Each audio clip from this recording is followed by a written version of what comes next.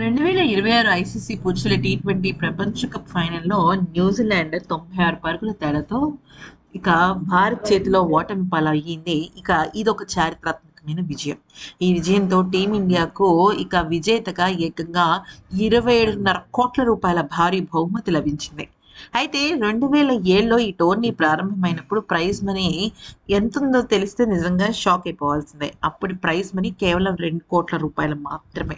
అది కాస్త 19 రెట్లు పెరుగుతూ మొదటగా 2007లో 2 కోట్లు, 2009లో 3.5 కోట్లు, 2010లో 4.5 కోట్లు, 2012 5 కోట్ల 34 లక్షలు ఇలాగా పెరుగుతూ పెరుగుతూ పెరుగుతూ 2024కి అది 20 కోట్ల 42 లక్షలు అవ్వగా 2026లో అది ఏకంగా 27.5 కోట్ల రూపాయలు అయిపోయిందనమాట. అంటే అక్షరాల 27 కోట్ల 50 లక్షల రూపాయలు మన భారత జట్టుకు అందుతుంది. దీనిలో ఆటగాళ్ళు, staff, head coach, supporting staff అందరూ కూడా దీన్ని పంచుకుంటారు.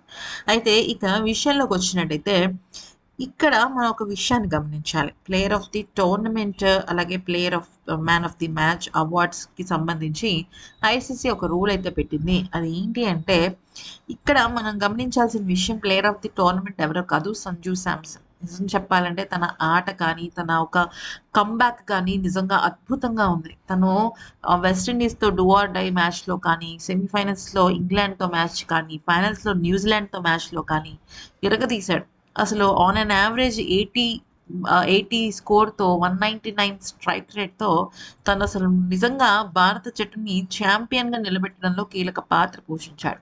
బౌలర్లలో బూమ్రా, బ్యాట్స్మెన్స్లో సంజు నెక్స్ట్ లెవెల్ గేమ్ ఆడారు.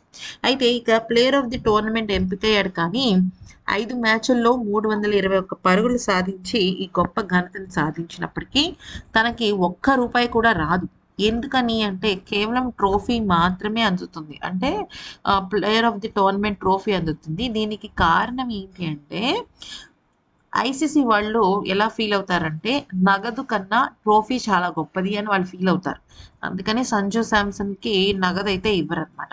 ఒక క్రికెటర్గా ఈ ట్రోఫీని ప్రతిష్టాత్మకంగా అందుకోవడమే వాళ్ళు ఒక గొప్ప నగదుగా భావిస్తారు.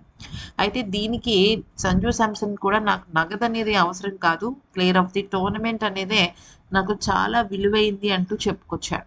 ఈ వీడియో నచ్చితే లైక్, షేర్ అండ్ సబ్స్క్రైబ్.